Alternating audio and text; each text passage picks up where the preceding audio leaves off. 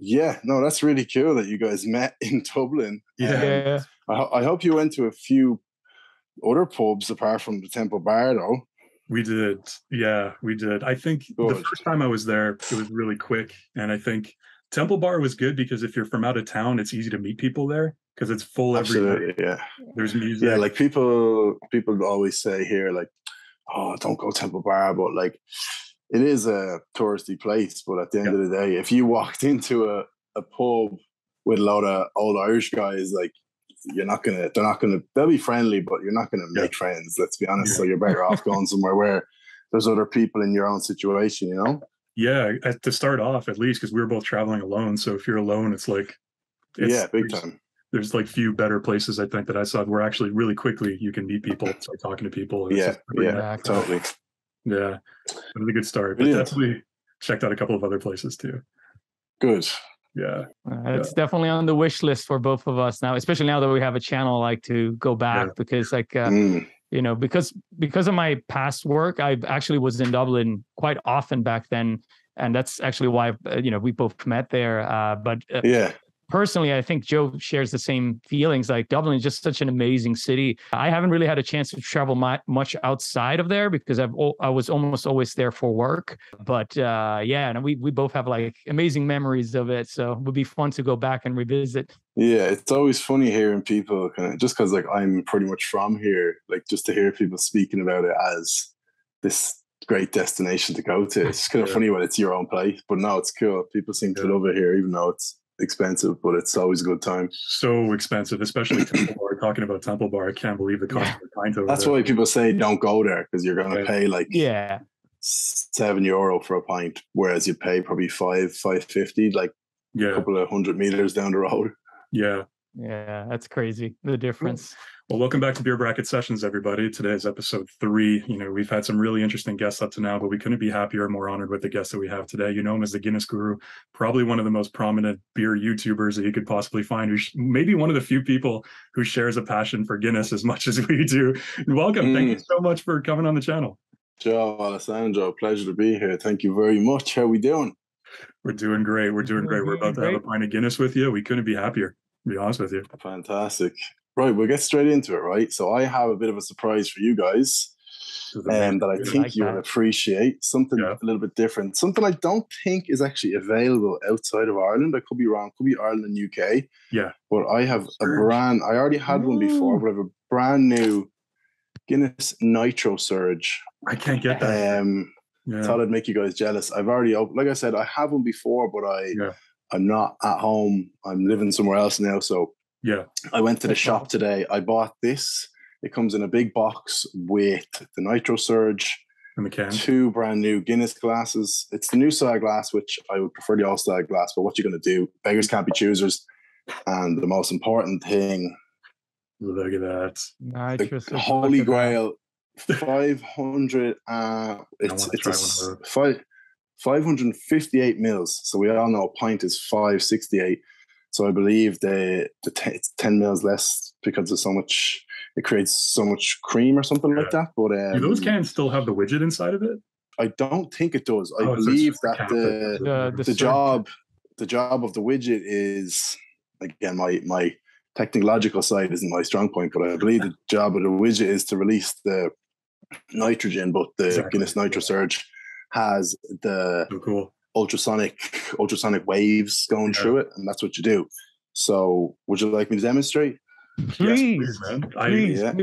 We've been wanting so bad we can't get them here, like you said. I know, it's crazy. They say crack the can open. I'm hoping this can doesn't spill. It seems like whenever I film something with a Guinness can, it spills. Same. Every time it just explodes. Yeah. So I'm ready to wrap my lips around this. Right, this one worked out. This is good. I'm excited. Okay, beautiful. It just screws on. So it just screws on, I'm trying to show you guys. There's like see this? I don't know how good you can see on the camera. There's a little lock button and a little unlock button. Okay. Yeah. This thing comes separate. You turn that to the unlocked side. Yeah. I have it right. It's unlocked. Then there's a little button back here, which I'm going to press. Nice. Press that button. And then that that light comes on the top. That's so when cool. That light on the top comes on, this feels like an advert for Guinness. Should be getting paid. When that light comes on the top, you're going to pour your glass at 45 degrees, this horizontal, and you're going to pour it about, they say 2/3. I'd be more like 3/4 or 4/5. Yeah. And if you can see, every couple of seconds, it kind of does a fresh, like, blast of the ultrasonic waves. If that makes sense. Comes in waves. It's kind of like normal. You see it. And then, you really see it. Yeah. So I'm going to pour it to about there. Unfortunately, I didn't clean this glass too good, so the glass is looking a bit dodgy, but hopefully the camera isn't too HD.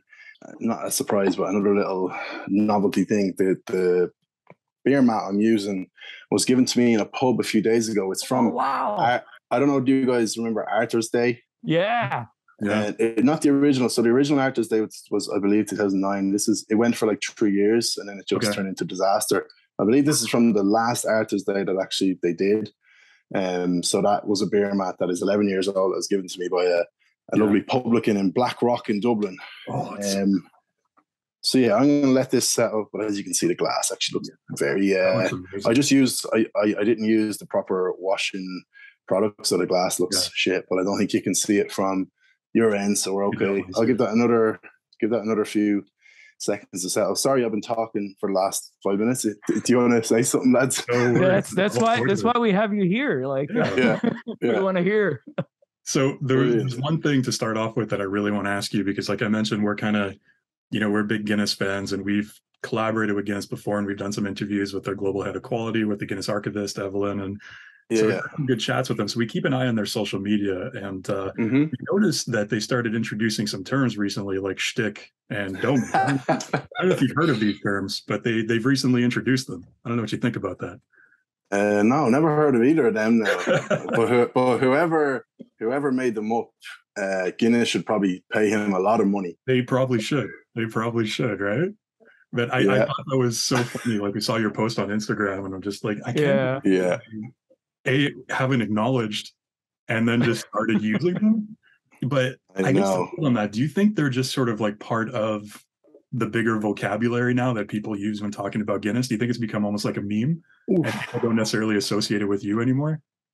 Yes, I'm trying my best not to let this spill. I'm going to let it rest up in front of the camera, but I'll answer the question in 1 sec. But I just want to say one good thing about the Nitro Surge is it allows you to get the kind of domage on top, like you just said. But over here, our cans are like 500 ml, and our glasses are 568.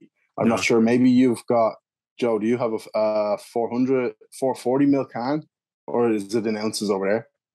Yeah, we're in mils over here. This is a 500 ml can. And is that it's a smaller glass? It's a smaller glass, yeah. Okay, yeah. Because there's nothing more unsatisfactory than when you pour a can into a pint glass and it only goes up to here.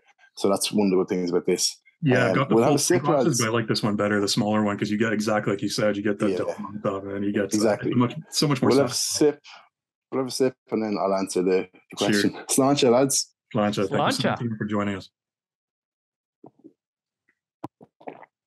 Pleasure to have a Guinness with you. I must say it is pretty. It's good. It's still nothing like a pub pint, but it's definitely the best thing you can get at home, in my opinion. Yeah. So, what were you saying about the Schtick and the Domage? I mean, like, for me, it's kind of, I always like to think my content is pretty lighthearted, easygoing, and also like. I like to have a bit of back and forth with people online, but in a fun way, you know what I mean? So it's always been this kind of weird thing with Guinness where we never actually acknowledged each other, but there was like very small signs of acknowledgement. And for me, I always just use the kind of to kind of troll Guinness in a way, because I just think it's fun. And they're such a, don't get me wrong, an incredible company, one of the best marketing sectors of a company of all time, I would say, because they sell so much product. Their ads are great. But for me, the reason when people say, is it the goal to work with Guinness full time? I generally say not really, because I just don't think our sort of content really aligns. Guinness is very polished, perfect, PG, toe the line, don't upset anybody, just say this. Not that I'm upsetting anybody, but I would use profanity. I wouldn't hold back. I would, if I get a bad pint, I'll say it and stuff like that. Whereas if I was to work with Guinness, it'd be, okay, sign this contract, you're going to say every pint in the world is perfect. So, which it just isn't. Like, I was in LA recently and some of the pints were absolute dog shit. So that's just a fact of life. That's how it is. So the whole thing with Guinness, like, people say to me now, oh Jesus, are you pissed off that they're using the words? I'm like, at the end of the day, like, it's a good laugh, it's good crack. I'm not going to get mad about it. We're kind of having this, if it's a bit of a back and forth, if it's a bit of a little sly thing from them, then it's funny and it's a good laugh. So, we're really excited to ask you about that, because like I mentioned, we kind of worked with Guinness a little bit, and when working with Guinness, you work through Diageo, and they kind of have all the PR for Guinness. And so we did a couple of videos, and then we started to feel sort of like, I think it's like you said, their marketing is very polished. It's very sort of branded and very stylish. And they haven't expanded yet to include many other things like content creators, let's say, people who might do something a little bit more different, spread the word a little bit, which is a shame, but hopefully they do one day.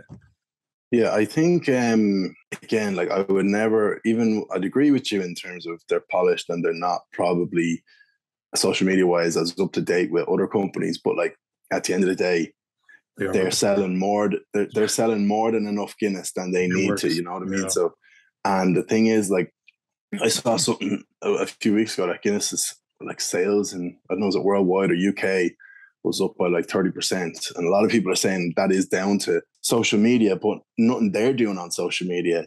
Like, you've got, I'm not blowing smoke up my own arse, but like, you've got pages like mine where I constantly get people telling me I hadn't had a Guinness in 10 years and I watched your channel and I had to try one, or young guys saying, when I started drinking Guinness because I watched your stuff. And then you've got a massive page in the UK run by an Irish guy actually, but called Shit London Guinness. I presume. Are you aware of it on Instagram? I don't think I. No. It's probably not. It's because it's basically this page. It's got like 200 and something thousand followers on Instagram. It's run by this guy from Cork, and he lives in London, and he just kept getting these really bad pints, and he just started posting them, and it just blew up like crazy. So, like, between his page, my page, there's loads of other guys starting Guinness channels now. It just seems to be this cool thing to talk about Guinness in a pub. Like, you don't do with like a regular, I don't know, Heineken or a Coors or whatever. Yeah. Whereas when pints of Guinness come around, everyone's like, that pint looks good with a dome on that. And then, like you said, with the terms, dome and the shtick and stuff, I do have people who say to me, like, I didn't even know you made that up. Like, they're just general terms around Ireland and even the world. But like, I can't get mad if someone says it and doesn't know who I am. That's just that. I just have to pat myself on the back and say that's pretty cool that people, it's embedded in the Guinness culture now, which is what I kind of set out to do. Exactly. That's amazing. Like, and I like your approach. Like, it's in a way, like, it went that way, but I like you keep it cool and then keep going. I think that's compliment, I think, that I wanted to make. But speaking of that, like, can you tell us a little bit about yourself, and in particular, maybe starting where did your love for Guinness in particular started? Not the channel necessarily, like just Guinness itself. See, it's a funny one with me. Again, I have to be honest. Like, I would have to say I liked Guinness when I started the channel, but it took the channel to make me fall in love with it. So, like, I would have been, say, I was a painter decorator for like 5 years before, say, from 2017 to 2021. So, like, 4.5 years. I always loved videos. I remember getting a GoPro when I was like 20, going on holidays. Just loved the idea of making videos, even back to when I was a kid. I would have the little wrestlers, like The Undertaker and Triple H, and I'd be wrestling doing matches. Little stop motion stuff with the camera. I just loved it. Like, awesome. And I was doing just random stuff on YouTube while I was a painter decorator, and a friend of mine said, like, there's this guy from Barstool Sports who does the pizza reviews, and I think this could be cool to do with Guinness. And don't get me wrong, I was a Guinness drinker. Like, Guinness was my drink, but I wasn't like, there was no sort of, there wasn't as much of a culture around it in pubs and stuff. And this is only 3-4 years ago, where if you go down to a pub, like, you might say, oh, that looks like a good Guinness, but now it's just like, totally gone crazy. But when me starting Guinness Guru, like if I'm being totally honest, was more just that I loved making videos. I wanted to start a channel, and like this just seemed like a really good concept that could work. Yeah. And I always say like the word guru, as it sounds like I'm obviously a guru, but it just sounded the best after Guinness. I was like, what has a G? It flows. Yeah, I was like, Guinness guy, Guinness Guru. Yeah. So I just said, I'll call it Guinness Guru. And I have plenty of people still saying, what does this guy know? He's no guru. And I just say like, yeah, fair enough. Like if that's the worst you can say about me, then that's fine. So, you know, one thing I really appreciate about you is like the self-deprecating like that, because we're the same way. Like we're not, Alessandro's much more than I am, but I'm not a beer expert in any way, shape, or form. No. I really like beer, and I like hearing people talk about beer. I like trying different beers, and I like learning as much as I can about them. But I'm not an expert in any way. And I think you see on social media a lot of people post, and especially, I don't know how much you read comments, but if you do, don't, because people just will tear apart anything you say, right? Even if they're wrong, they try and catch you in things. Or I'm sure I make mistakes in things I say all the time, but when people call me on it, it's like, I'm not an expert.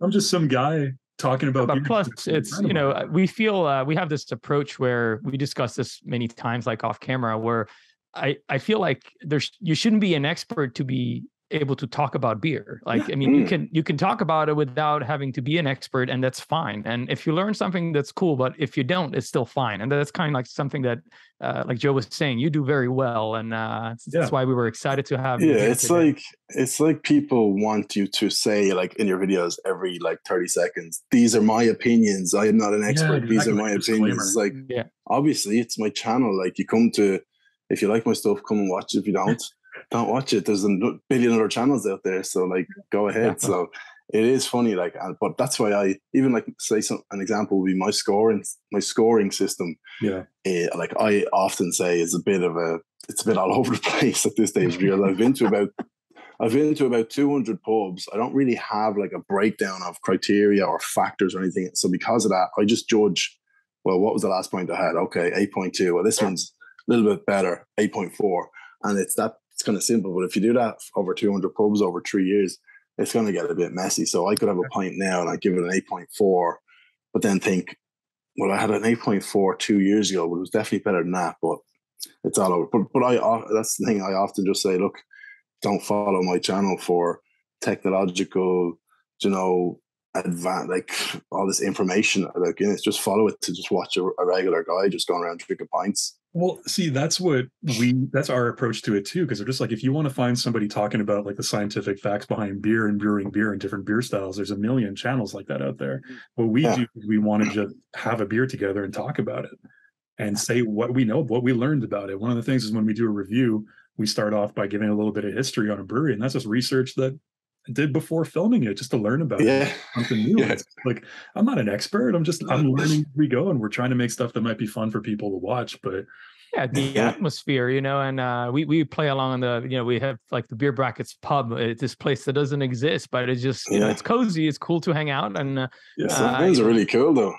Well, thank you. So this kind of leads into the next question. And one thing I'm really curious about, and every time we do an interview with somebody, we always ask them this question.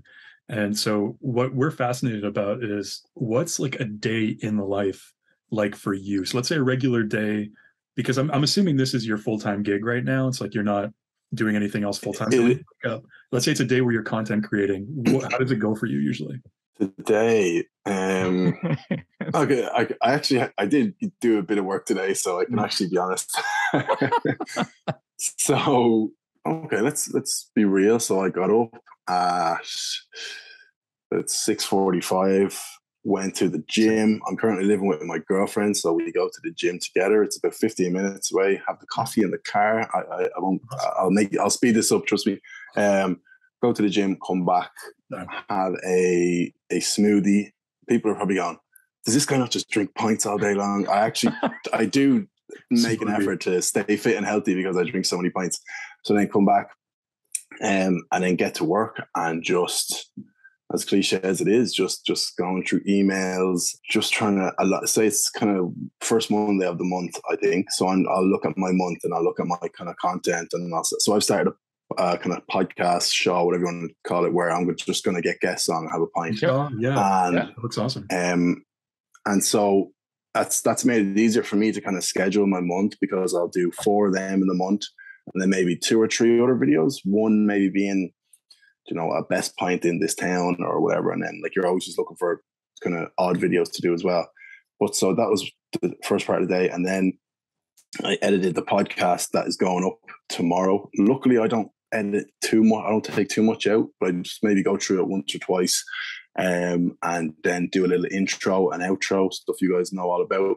Oh, and then I dropped my girlfriend to get her nails done. And then while I was doing that, I bought these bad boys in my hands, the Guinness Nitro Surge cans. Came back, posted the video on YouTube to private, and then it goes live tomorrow. Same with Spotify and Apple, all that stuff. And that was pretty much my day. So I always do the private upload first too, because sometimes the HD version of the video takes like 8 hours to render for some reason. Yeah. Totally. Does that happen for you? It's way easier.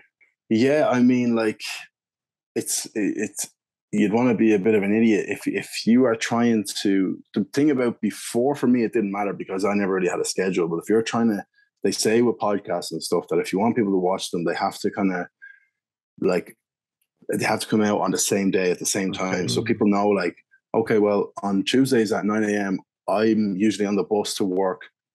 This, and then they just think like they don't even need to be told, but they just think this podcast should be out. So if you're trying to do that, then I think you're a bit of an idiot if you just upload it. If you try to upload it at 10 minutes to 9, you got to have it up ready the day before and make sure everything is perfect, even links and all that sort of stuff. And then you just go public and that's it. Or you can schedule it, stuff like that. But like you said, YouTube can be a bit of a bitch sometimes, and it's just like the rendering and all this processing, and it's just stuck on like 99%. You don't know what to do, and you're Googling everything and all this sort of stuff. So just play it safe and go before. But that's only today. The days obviously differ. Like tomorrow I'll film one of the podcasts. Wednesday I'm going to Manchester to film Best Guinness in Manchester. I'll be back Thursday, and then Friday probably be similar to today. So I would ideally like it. Took me a long time from quitting the painting job to have a schedule, to get a structure, because like I was so structured for like the last 10 years working regular jobs, and now like if I don't want to get up, I don't have to, which is a good and a bad. But I'm not going to complain about it because it's obviously pretty sweet. But I'd like to do filming days kind of mid of the week, and then Monday, Friday, just be sitting at the laptop and just chilling. Let's see. This can be it's kind of like a 2-part question, but like. We're very curious here. Aside from Guinness, what would your favorite beer be? You had to pick one. I'll tell you what I love. I'm gonna give you. I'll give you 2. Okay. I love, if I just want to have literally one. Like I'm lucky that I'm quite disciplined with it. Like, because if I wasn't disciplined, I would do a video and then I would go out all night. I literally film whatever's in the video. I film. That's it. So I'm a guy who literally, and when I was younger, I wouldn't have been able to understand this. But when you get a bit older, you can actually have one beer in the evening, and then you're happy. And if I'm doing that, my favorite would just be Erdinger, whatever way it's pronounced. The wheat Weiss beer, beer. Nice, such a good big one. Bottle. So good. It's like 2 pints. It's a big fat bottle. It's like 600, 700 mils. You pour it into the glass with so many bubbles, you feel like you're having 2 pints. And that's like, even if I wanted maybe a snack or something, I'd nearly just like have that instead, and it just kind of fills you up a little bit. It's all good. Have you tried their dark beer? No, but I saw the video you sent me where you were comparing it or something. But I don't really book on, All their beers, and like you said, it's super carbonated, right? Because they use this thing called secondary fermentation, where it ferments in the bottle. It's sort of like champagne. So when you pop it, it's really bubbly and heavily carbonated. Yeah. So it's a dark, really kind of like a malty, roasty beer, but it has the exact same characteristics as the wheat beer, where it's like really light, really easy to drink, but it's super carbonated and has a nice flavor to it. I think you'd really like it. Does it taste like Guinness Extra Stout or anything? No, it's bitter. Way lighter. It's still a wheat beer, but it has more of a roasted character, almost like the same roasted character you have in Guinness. But I've never seen that. I don't know if we have it here. It's the same big bottle, but it's got a dark brown label. Keep an eye open for it if you can find it.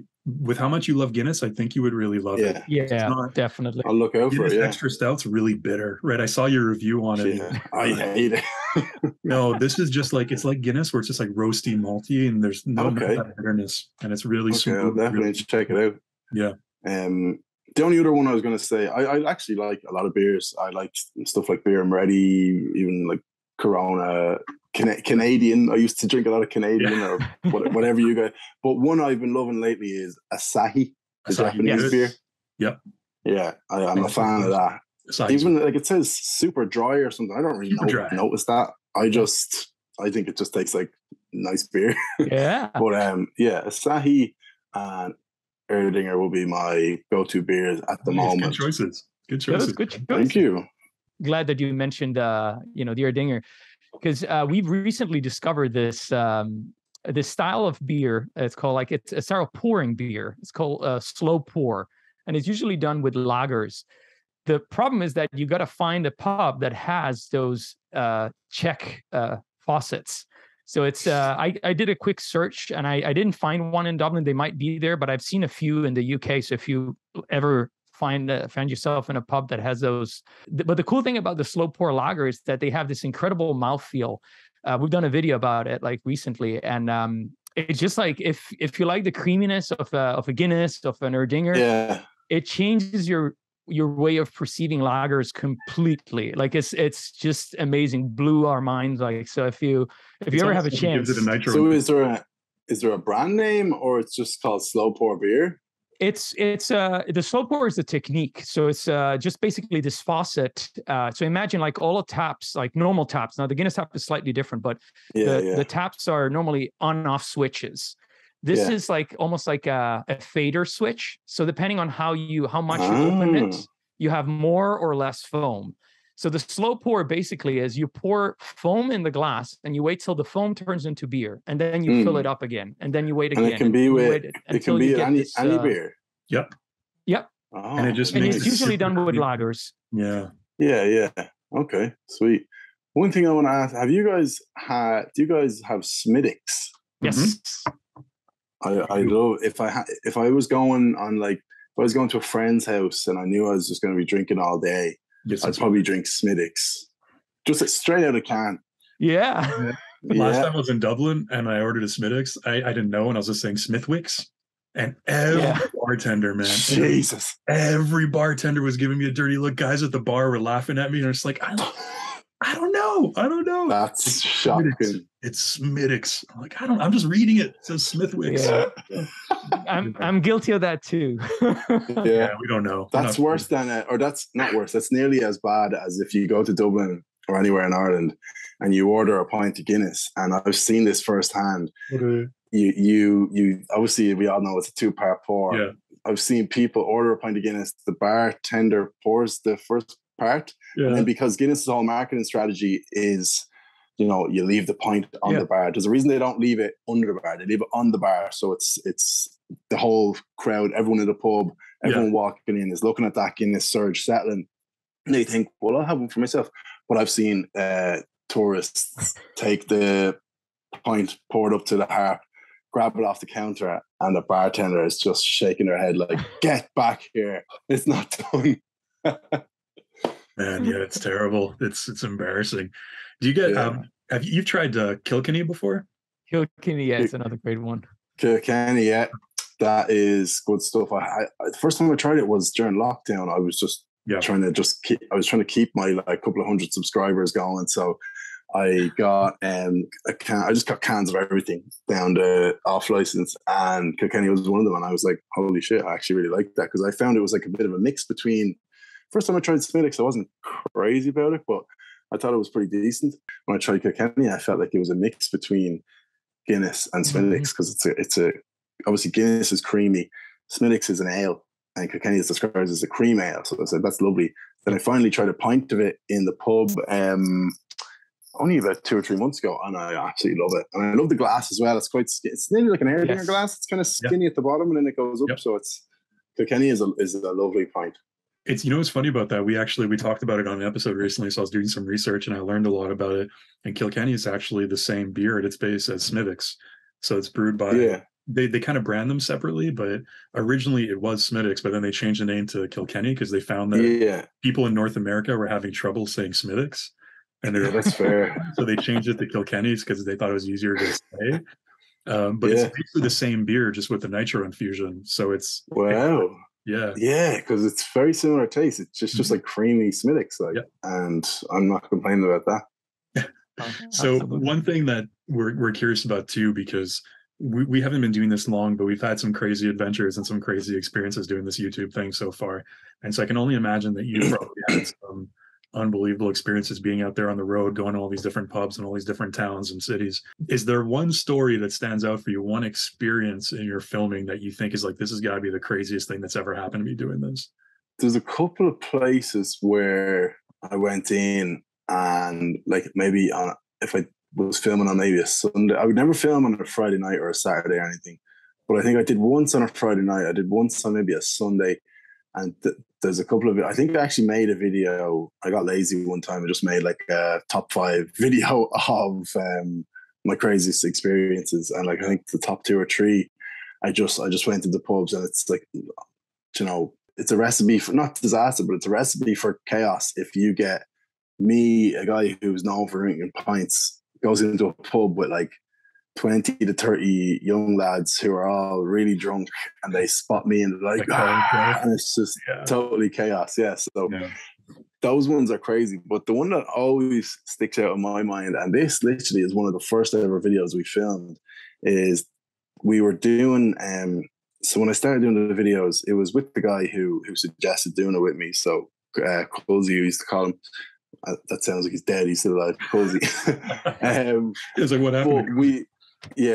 So we went into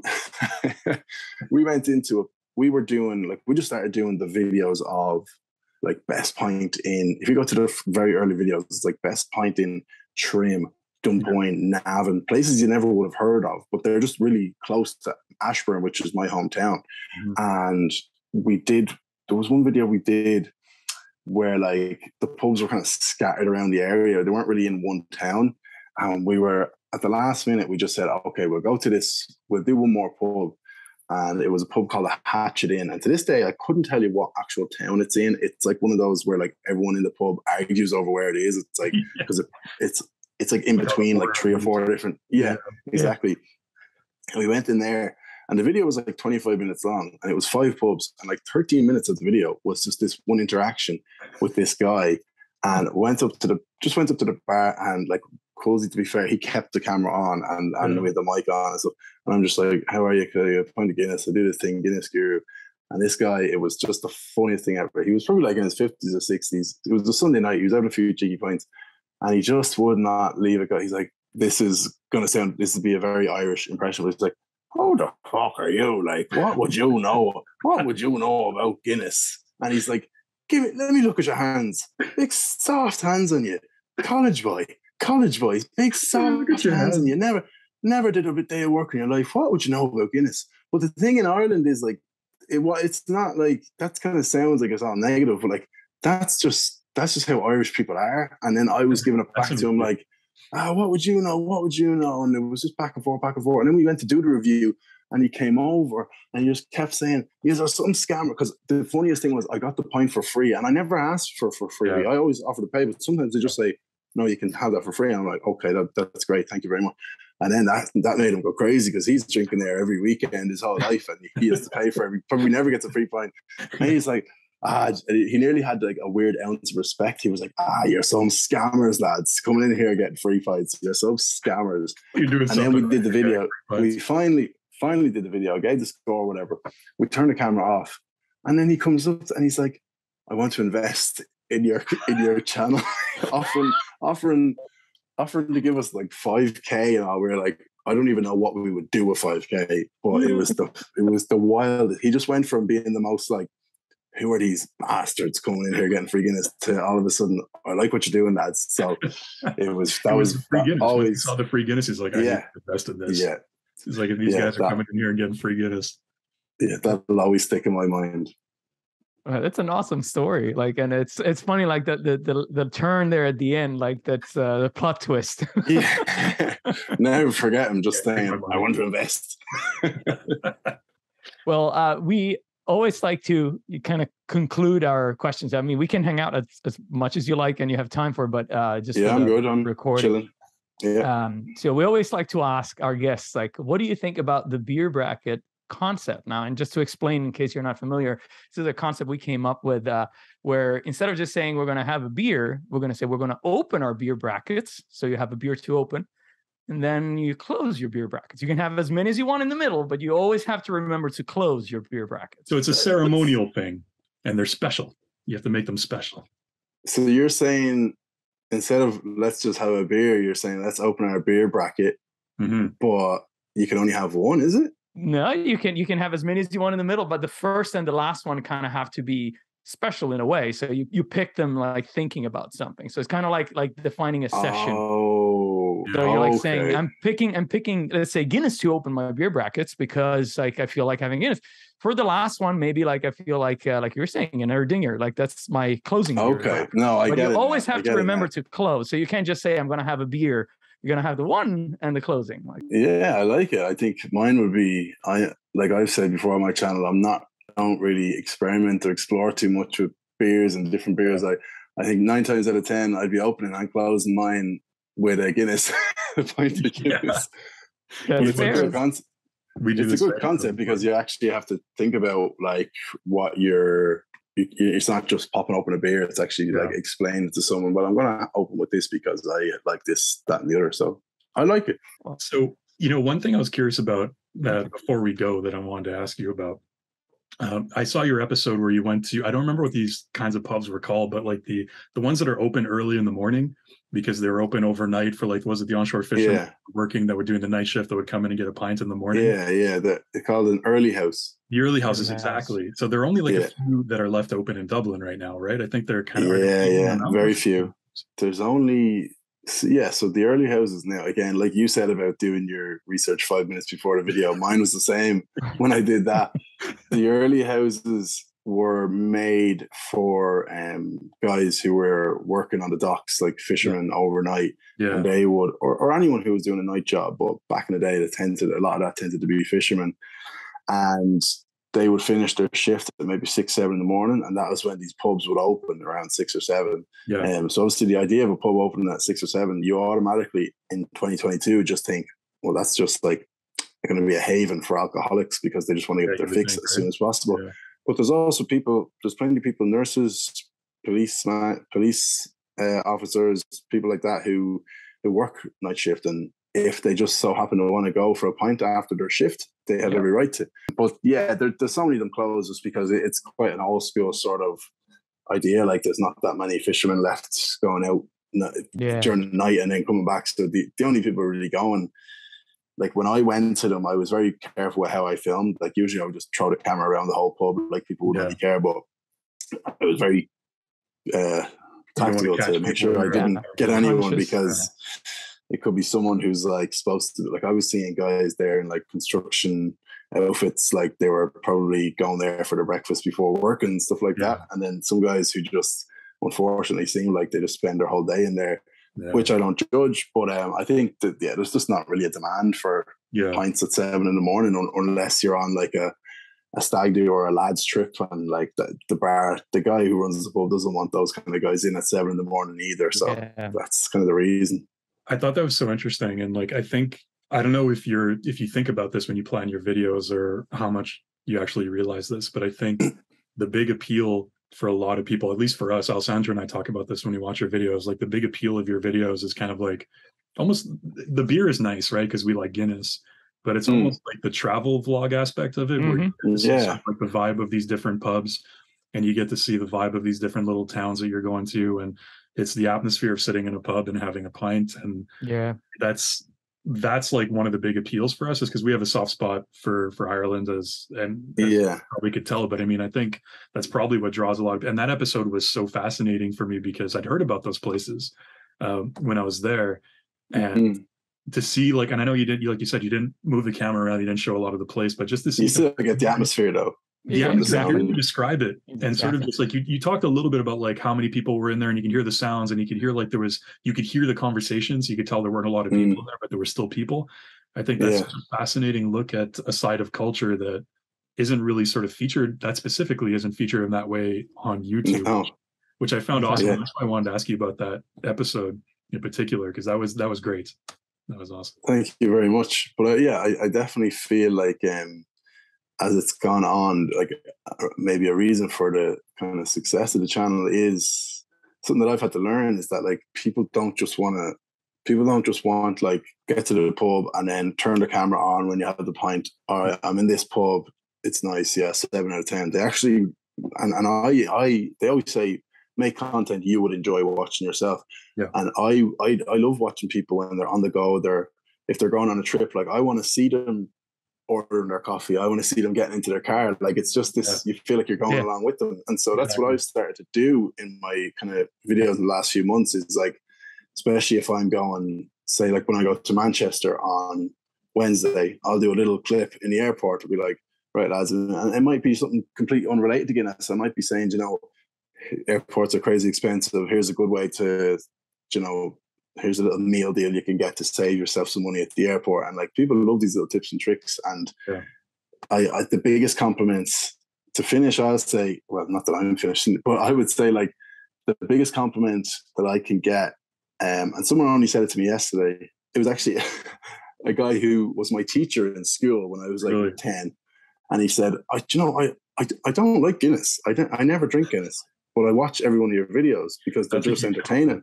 That's and huge. I was like, that is just incredible. Like, because obviously I'm doing this, it's Guinness Guru, but I like to think in 10 years time, I'll have expanded. I'll still be doing Guinness stuff, but I just want to do loads of different stuff with video. And I just love the idea of being on camera, making different videos. So for the kind of long-term-ness of it for me, for people to say that it's like, and then people say, it's just watchable. Like it's easy to watch. It's not crazy or anything. It's just easy to watch. Like that's the best thing I can ever hear. Yeah. Definitely. I would agree on that. Like, I mean, to chime in on what Joe was saying, there's this other video you made, like where I think it's the Gravediggers, the pub, like that you mentioned that, it's for me, like the few times I've been, it's a little bit outside, but now that I've watched your videos, like, and I think you talked with one of the owners there, like it's so fascinating. So you're giving, you're also providing a background for people that want to visit, like, so I feel like that's incredible. Yeah, and it's like even that pub, the Gravedigger. So that's the highest score I've ever given is a 9.3 out of 10, and that was to the Gravediggers. Like, it's not really a surprise because like everyone in Dublin will tell you like that's the best pint. But now, don't get me wrong, it's probably equal with like 500 or 600 places in Dublin. But you know what I mean. But it's on the day it got the best score. But like when I go there and speak to Kieran, who you were talking about, he's 7th generation. The pub is actually called John Kavanagh. But a.k.a. the Gravediggers. It's called the Gravediggers beside it because it's beside a graveyard. But like Kieran Kavanagh would be 7th generation Kavanagh. Wow. His mom is actually still involved. His brother and sister are there. When I go there, the first time I went there was September or October 2019. Walked in really shy. Actually met Kieran on that night. It was like, oh yeah, we're doing this Guinness thing. Real kind of like timid and stuff. Yeah. Just because you're kind of nervous that they're going to tell you no, you can't do it. And then like now when I go in there like 3 years later, there's always someone there who has, it tends to be a lot of people from the UK who have like taken a day trip over, say with their mates or with their dad. And they're like, oh, well, we actually caught you. We're doing your sort of top few pubs in Dublin. Wow. That's like, we can't believe we caught you. And then like, I met a guy there about 2 weeks ago because I film a lot of videos there, like just sometimes I bring guests and stuff. So I might be there like once a month. And there was this guy who had come all the way from Texas or something just to drink Guinness in the Gravediggers. And I was like, are you crazy? Like that's, so to hear like people enjoy the channel that much, but they're actually willing to get up. And also to hear that people take your word like that like your word must mean something. That's such a kind of honor as well, that people will, the places I go and say are good, people tend to agree, not all the time, but they do tend to agree with sort of like the places I've said the best are the best. And so, yeah, it's just all pretty cool. Well, I mean, like I said, we really enjoy your content. So hopefully you keep up with it. We're excited to see where it goes in the future and how it evolves. Thank you so much for joining us. Really, we really appreciate it. Hopefully everybody at home enjoyed this chat. We'll put a link to the Guinness Guru channel down below. If you haven't checked it out already, please do. Yeah. Okay, thank you so much for joining us. Hopefully we can have you back one day in the future. And by the way, if you ever want to do a best pint of Guinness in Toronto video and come over to Canada, be happy 100%. Or Tampa for that. Can I ask one thing? And this is one thing I should start doing when I go on like podcasts and stuff, but like, is there anything you would, not that this sounds kind of lazy from my end, but is there anything regards to my channel that you think, oh, he should do this, or he could do this better? Is there anything that pops into your mind? I'll let you start, Alessandro. I got to think about this for a second. It's a tough one. It must mean I'm perfect then. You're doing pretty awesome to be. I mean, as far as like what type of content I enjoy watching, and probably it's also because like we both like enjoy Guinness, and we have Ireland. It's a place that we definitely have had like great experiences with. I'd say like not anything you can do better. I love the new show series you're introducing. I think that's I think both of us, we really enjoy that concept. Also like the new videos you've been doing where you sometimes like branch out like and try like a different type. Like I think you had one recently where you had like a local beer. Was it in Cardiff? In Cardiff, the Brains Dark Ale. Yeah. I thought that was cool because you obviously still like gonna try the Guinness there, but you're also trying something else. So it kind of gives me, from a viewer perspective, oh cool, if I go there and I'm going to this pub, there's this other thing that I can try, right? Like, so it kind of like I appreciated that. I thought that was a pretty cool idea. Okay, all positive then. On my end, absolutely. I think it was, for me, it was kind of like what I told you before. I really enjoy sort of like the travel vlog side of it. So I think any kind of series, what you're doing already, but any series where you're sort of, there's a planned trip where either you're traveling through, anywhere, you're traveling through Wales, you're traveling through Scotland, wherever it is, right? And like you're saying, there's this, and there's one stop, and then there's multi episodes going from stop to stop to stop, and sort of documenting, like you said, the little things, right? Stopping and getting a coffee in the morning, going to the first pub, meeting this person, that kind of thing. I think that kind of content is sort of, for me personally, what I connect with the most. Taking notes. Thank you very much, lads. Hey, thank you. The pleasure was all ours. Thank you so much. And hopefully we'll have you back one day. And cheers. 100%. Cheers. Cheers.